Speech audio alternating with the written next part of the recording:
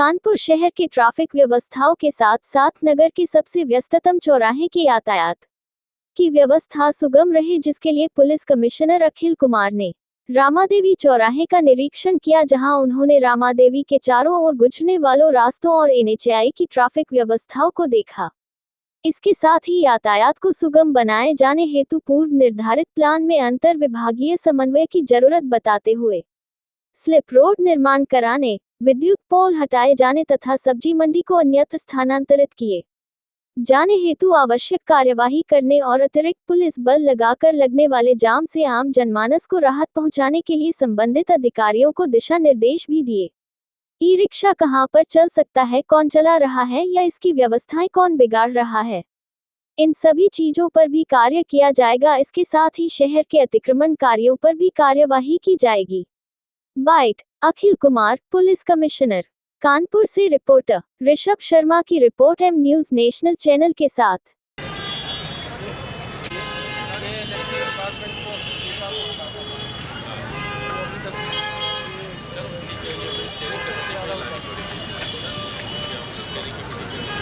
Action plan बना हुआ और काफी जगह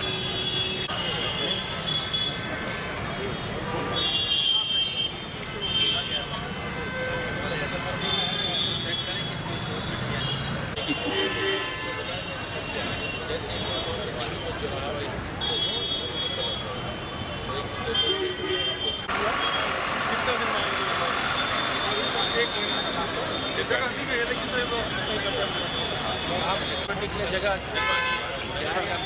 सर जगह किया गया वहाँ काम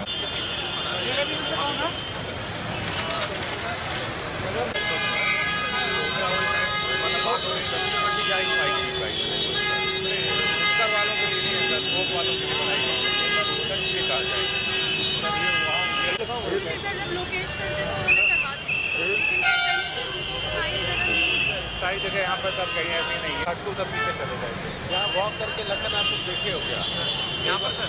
हाँ सर, कई बार ऐसा होता है कि जगह होती है आइडेंटिफाई करें बाजार को बुक करवा लें पता नहीं चल पा रहा क्या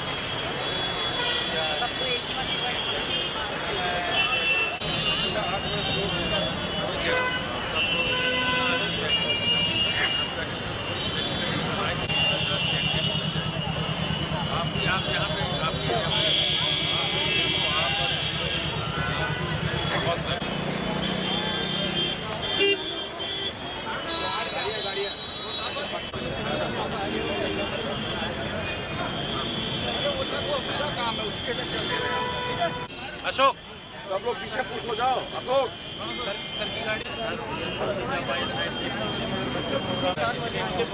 लाओ नहीं, दोनों किस तरह के दिशा निर्देश दिए गए? देखिए, मैं असेसमेंट करने आया था अभी, क्योंकि मेरा भी प्रारंभिक दिनों में हूँ मैं, कि विभिन्न चौराहों पे किस प्रकार की समस्या है। रामादेवी चौराहा शहर का एक बहुत ही महत्वपूर्ण चौराहा है, जहाँ दो मेजर हाईवेज़ का इंटरसेक्शन है, जिसके कारण यहाँ पर बहुत ज़्यादा लोड रहता है और चूँकि काफ़ी लोग आवागमन है तो बहुत सारा इकोसिस्टम भी यहाँ एग्जिस्ट कर रहा है। तो उन सारी व्यवस्थाओं को हम लोग देखने आए हैं कि क्या इसमें किया जा सकता है।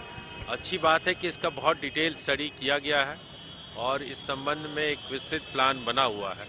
उस प्लान में बहुत सारे पहलू हैं जिस पर क्रियान्वयन होना बाकी है। विशेष रूप से जो स्लिप रोड्स बनने हैं, जो बिजली के पोल हटने हैं, सब्जी मंडी को शिफ्ट होना है, ये मेजर एक्शंस हैं यहाँ पर जो होने हैं। कुछ बस स्टैंड्स के इशू हैं जो पास बन गए, जिसके कारण जाम रहता है।